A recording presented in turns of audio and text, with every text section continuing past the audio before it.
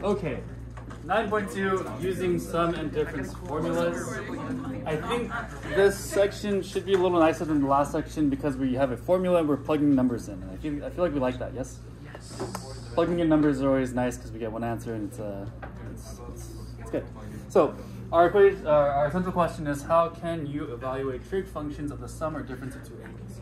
So basically what we're doing is looking at a trig function that has two angles being added or subtracted from each other. So, for example, if I have something like sine A plus B, I could have two different angle measures here.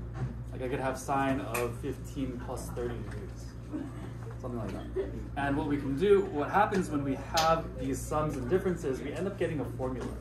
So this formula looks like this. Sine A plus B is going to be sine A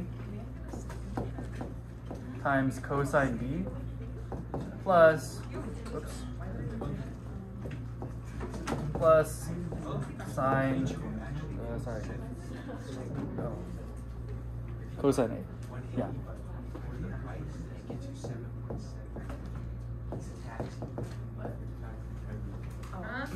So sine A times cosine B plus cosine A times sine B.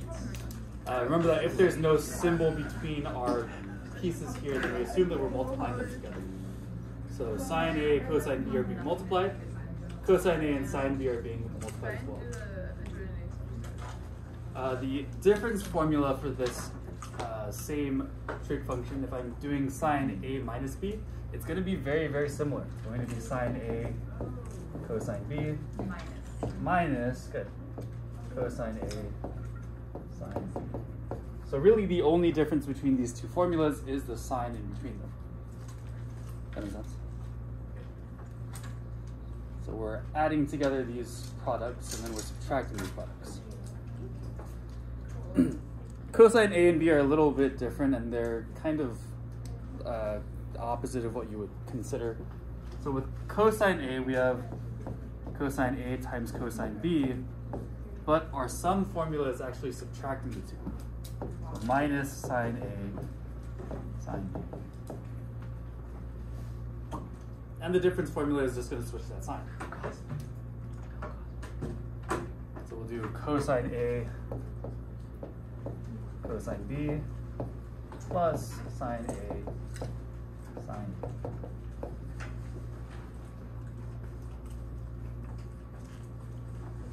Again, same pieces, but we're switching our sign here. Is this lesson hard? Depends.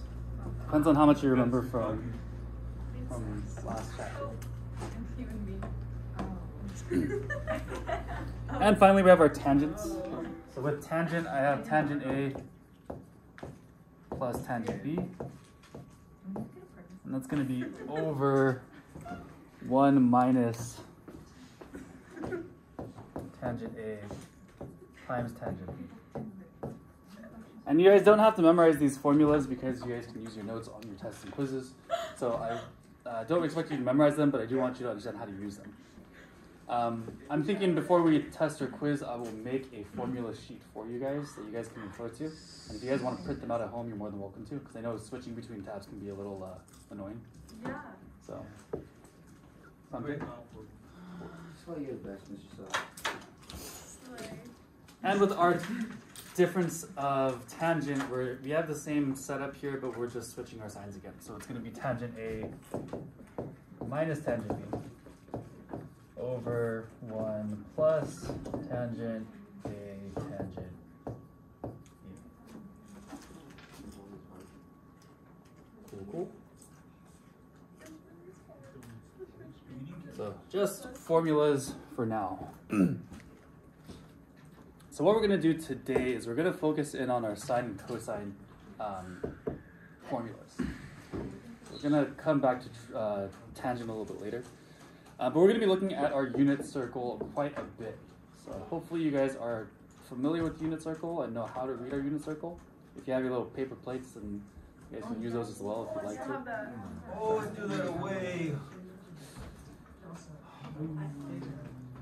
So let's get into it, yeah? I still have it. If you don't have your paper plate, that's okay, because I did give you guys a unit circle right here. But I do want to kind of rehash how to read this. Our unit circle starts at 0, and we're going counterclockwise, increasing in degrees and radians. So this first set of numbers on the very inside of my circle are all the degrees. So this is 30 degrees, 45 degrees, 90 degrees, 150 degrees, 225, 270, so on and so forth. So we can read those inside numbers as the degrees of our circle. The numbers right outside of those are going to be radians. Remember what radians are, yes?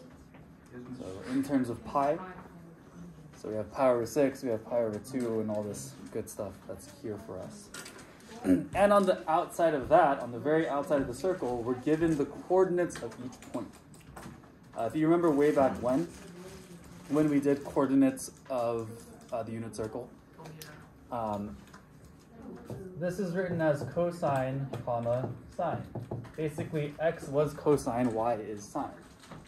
If I were to draw a triangle connecting this point to this axis, make a right triangle here, then my height here is going to be square root, no, my height here is 1/2, and my length here is square root 3 over 2. So looking at this triangle, if I were to look for sine is opposite over hypotenuse, right? Opposite over hypotenuse is 1/2 over 1, or just 1/2. So that's this value here. Cosine is adjacent over hypotenuse, or square root 3 over 2 over 1, or just square root 3 over 2. And that's my cosine.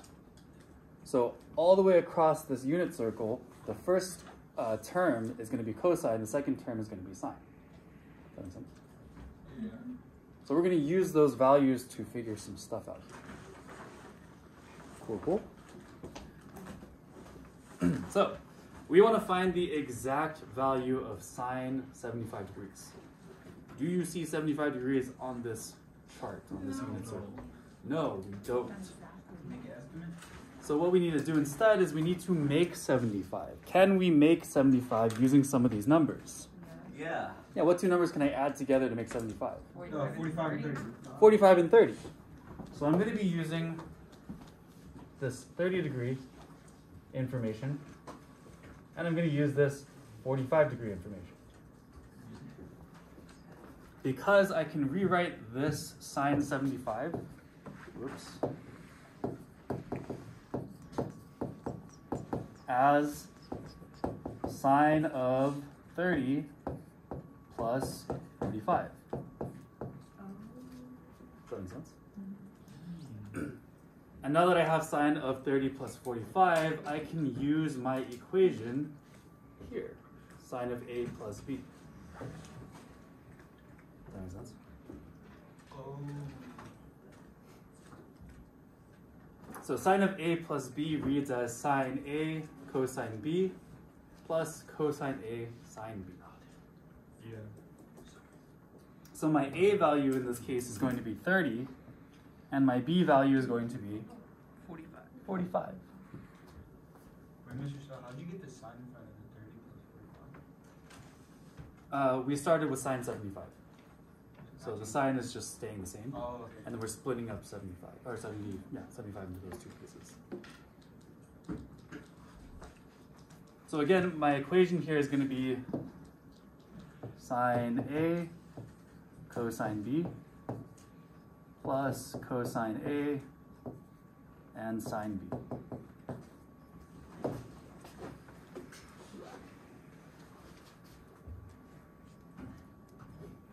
So what is sine A? Sine A would be sine of 30 degrees. So I can say my first bit is sine of 30 times, what's cosine B? Cosine of 45. And we're adding together cosine A, or cosine of 30, times sine B, or sine of 45. Does this part make sense? A lot of pieces that are involved here, but mostly just plugging into the equation, right? So now here's where our unit circle gets really handy. If I'm looking at sine 30, what is the sine of 30 degrees? 1/2. Remember that the y coordinate is always going to be sine, the x coordinate is going to be cosine. So at 30 degrees, my sine is going to be 1/2. So I can replace sine 30 with 1/2 times cosine of 45 would be square root 2 over 2. Remember, 45, first term is cosine, so that's square root 2 over 2. And we're adding together cosine of 30, which is square root of 3 over 2, times sine of 45 is square root 2 over 2.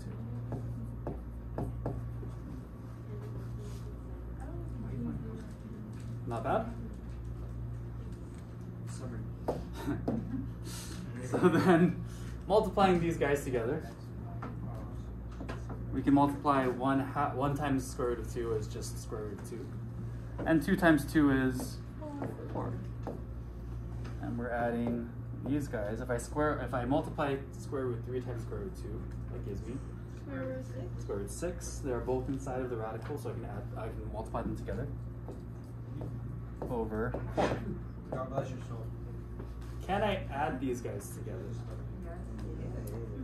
Yes. Can I add 6 plus 2 and make 8? No.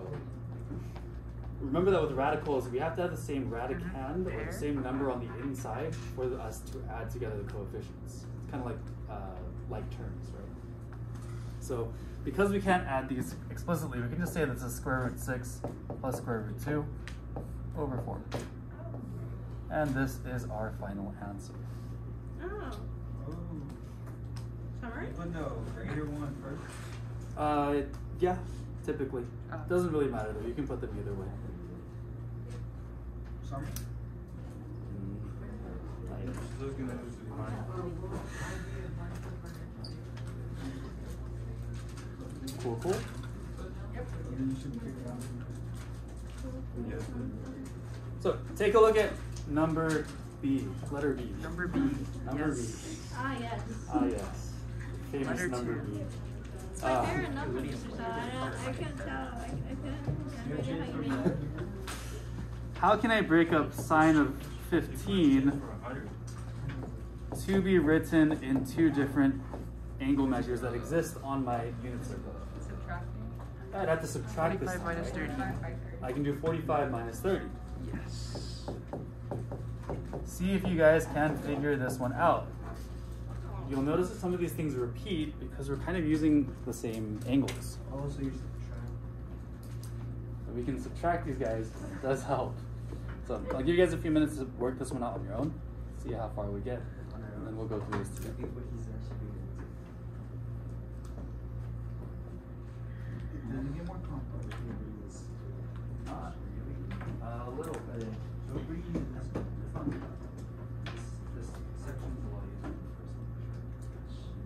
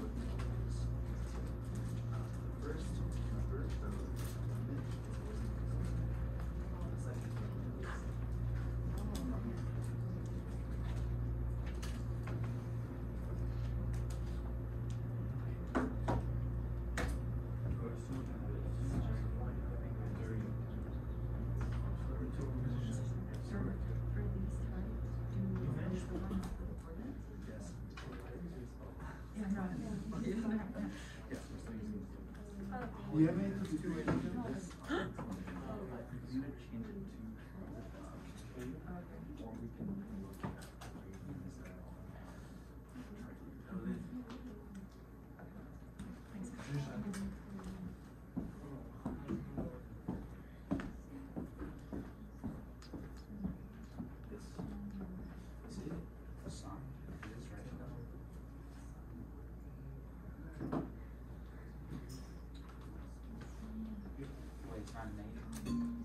No, so because this is here.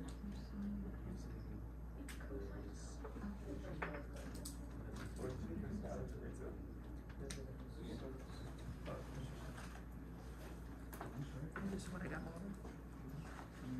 Remember, we can't combine the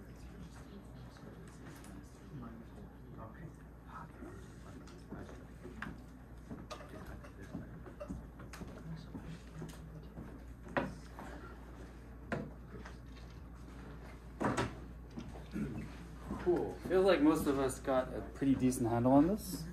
Yeah, it's not bad. So we have sine 45 minus 30, or sine A minus B. So we're going to be using a very similar formula, except we'll be subtracting them instead, right? So I'm doing sine A. What is sine A? 45. Times cosine B, which is cosine 30. And this time we are subtracting instead of adding. And we're doing cosine A, which is cosine of 45, and sine of 30.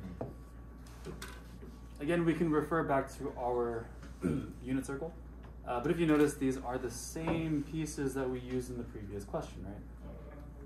So we can kind of reuse those. So sine of 45 is going to be square root 2 over 2. Cosine 30 is square root 3 over 2. And we're subtracting cosine 45. And sine 30 is 1/2.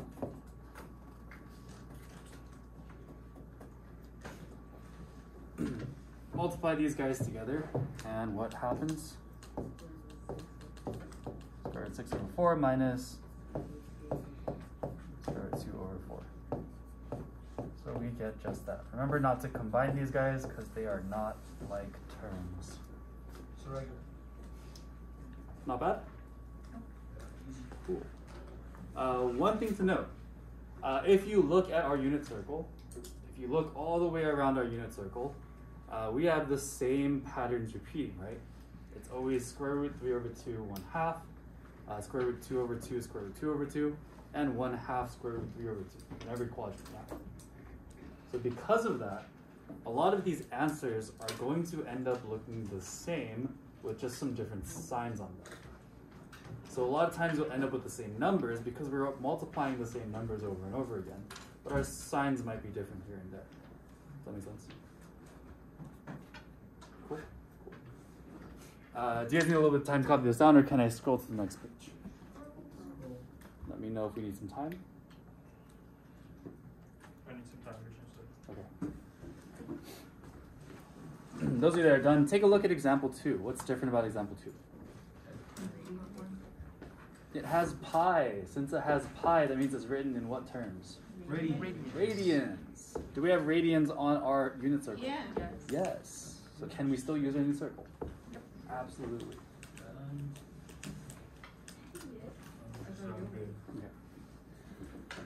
Okay. So, looking at example 2, we're finding the exact value of cosine pi over 12. How can I make pi over 12? It's a little tricky because the numbers that we have currently are pi over 6, pi over 3, and pi over 4. 6, 4, and 3. So if we're looking at that first quadrant, we have those three measurements, right? Pi over 6, pi over 4, pi over 3. Going this way. if I make all of these have a common denominator of 12, that should make my life a little easier, right? So if I create a common denominator of 12 on all three of these terms, then we have, what, 2 pi over 12, 3 pi over 12, and 4 pi over 12. Now can I create pi over 12? Yeah. Absolutely. I can subtract some of these, right? A couple different ways I can do this. So I can subtract 3 minus 2. 3 minus 2, right? And that will give me 1. So I can rewrite this as cosine pi over 12 is equal to cosine, this was pi over 4 originally, minus pi over 6. Does that make sense?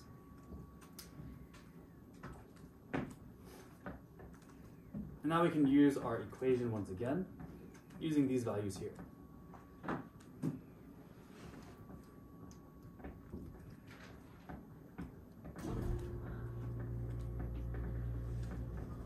Another way we can do this is we can change this from radians to degrees. If I wanted to 180 multiply over this, 180 over 5. if I wanted to multiply by 180 over pi, then I'll cancel out my pi's and give me degrees. And if degrees are easy to work with, then you can do that as well. Either one. You'll still get the same answer. But let's do it like this. If I have cosine minus something, then what's our equation? Cosine times cosine. Yeah, Minus. cosine A times cosine B. Sine A, sine B. Sine A, sine B. Careful, remember cosine has opposite signs. So this is going to be plus sine A, sine B. So this is going to be cosine A cosine B plus sine A sine B. And cosine A is the same as cosine of pi over 4. Cosine B would be cosine of pi over 6.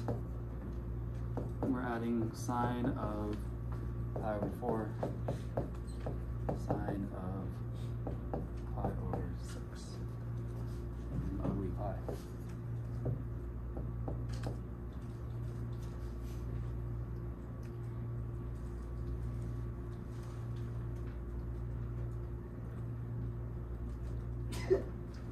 Let's see. Let's see. God loves you. Let's see. God loves you. Thank you.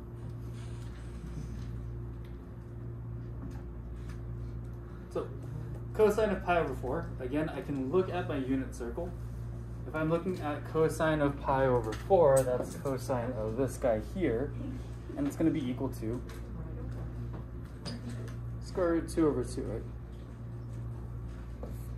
So this is going to be square root 2 over 2 times, what is cosine of pi over 6? Square root 3 over 2. Square root 3 over 2. And we're adding sine of pi over 4, which is Square root 2 over 2. 2 over 2 times 1/2. 1/2. And notice that we get a really similar answer. Because again, we are multiplying a lot of the same pieces here.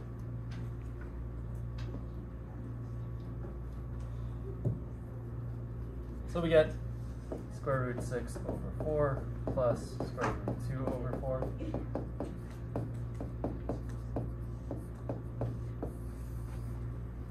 And we are finished.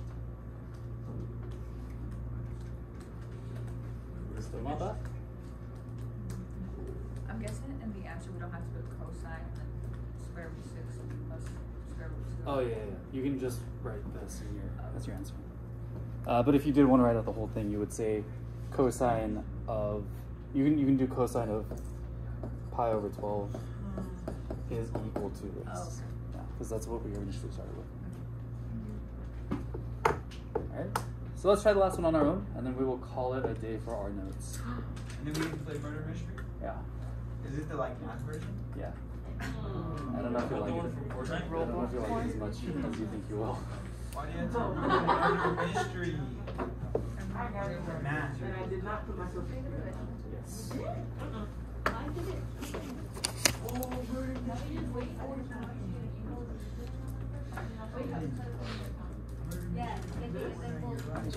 Sorry. Thank you.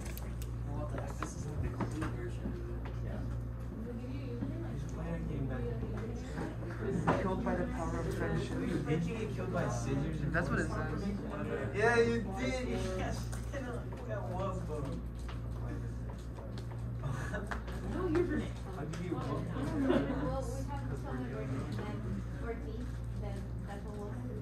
Probably like bad on I remember you hopped over a wall.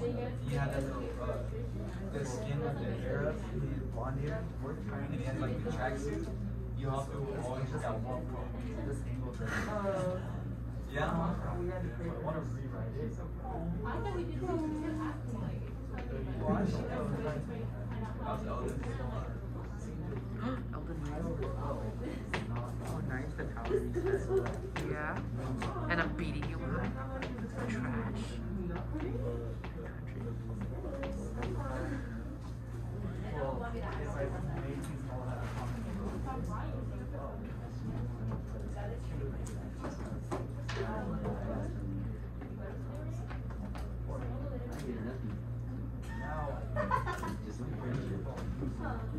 Did he say to do the second one? Which second one? Second one? Yeah, second one. I'm just gonna do the 180 reply. I'll teach you. Is that what it is? No, convert it to degrees. Oh, I don't know.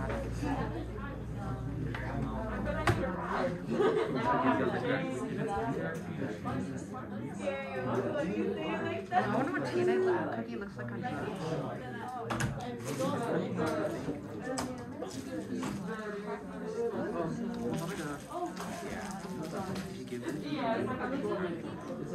Oh yeah, dude. He looks like a JoJo.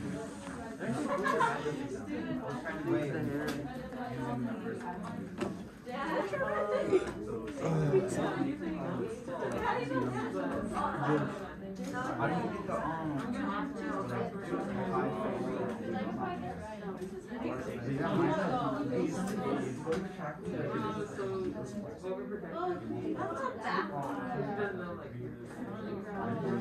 How'd you get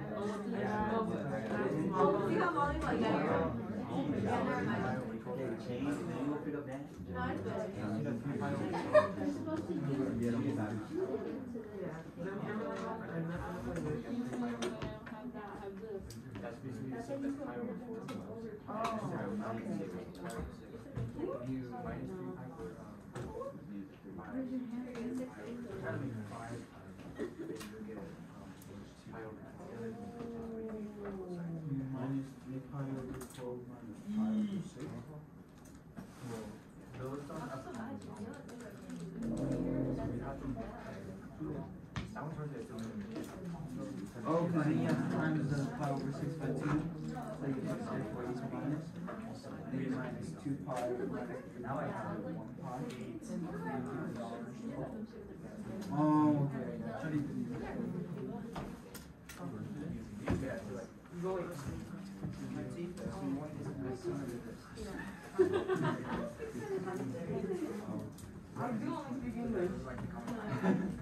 I said fluent.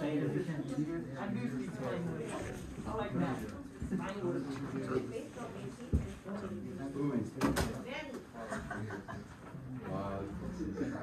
Oh,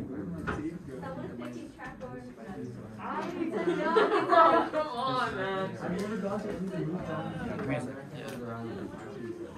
Exactly. Like I have. It's like a. If it was an invitation, I'd be there.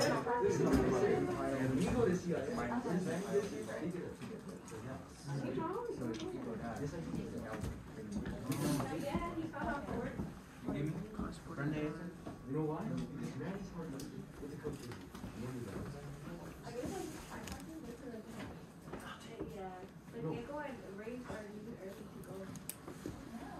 Okay, let me go over these numbers really quickly because I've gotten quite a few questions about them. let me just rehash this one more time. In example number 1, we were trying to find sine of 75, yes? But 75 doesn't exist on this unit circle. So because 75 doesn't exist, I want to use some of the numbers here that do exist to create 75. We know that 30 and 45, if I add them together, makes 75.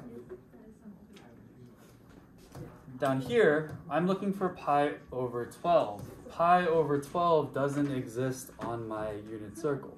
So what I need to do is use some radians here to make pi over 12. Remember though that when we're adding fractions, we need to have a common denominator. So if I don't have common denominators, then I can't add them together.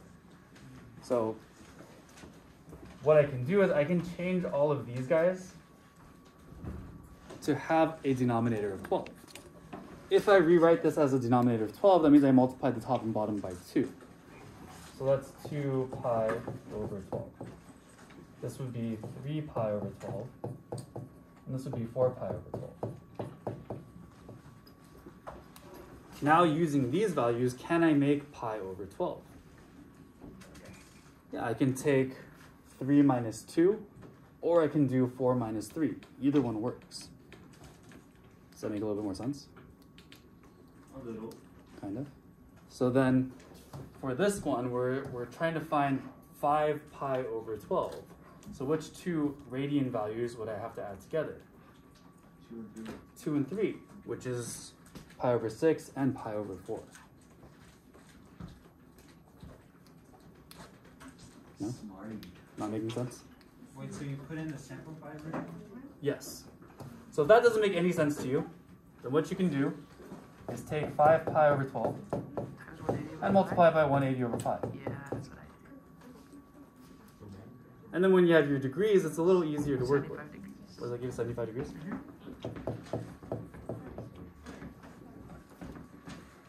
So if this is easier for you, you can still do this. And this does give you the same answer. Does that make sense? Lo comprende. Working on my R's, you know? Cool, cool. All right, let's finish this up.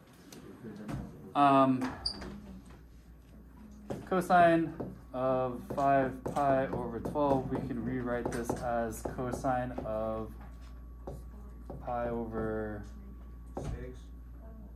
Oh, wait. 4 minus pi over 6. Yeah. So we're going to have cosine, what was that, A, cosine B, plus sine A, sine B. Cosine of pi over 4 is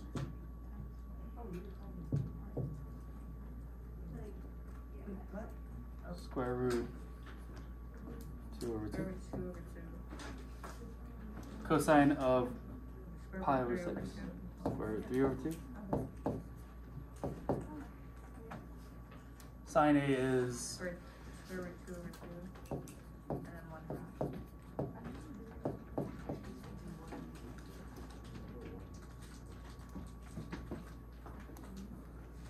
do you guys have a Mr. Shaw, minus signs? why are we subtracting pi 4 minus pi 6? Don't we have to add it again? Yes. That's what I mean. I was about to say. Thank you, thank you, thank you. I was wondering why my answer came out positive, and I was like, that doesn't seem right. Thank you. We're adding these together. Fuck. Sorry, my bad. So, What you talking about, Liz? sorry about that. I got my Zen. Cool. And we get square root 6 over 2, or sorry, over 4. Minus square root 2 over 4.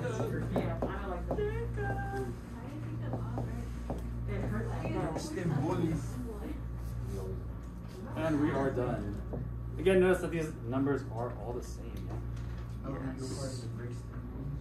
Yeah. Any questions on this? Nope. So again, if the radians are difficult, feel free to change your radians to degrees. And you can use the first method that we're using, for example, 1. Cool? You guys can write a summary, and you guys have some big ideas to work on. Yeah. I want you guys to work on the big ideas for a bit, and then Is the murder mystery fun? hopefully. It's kind of hard to.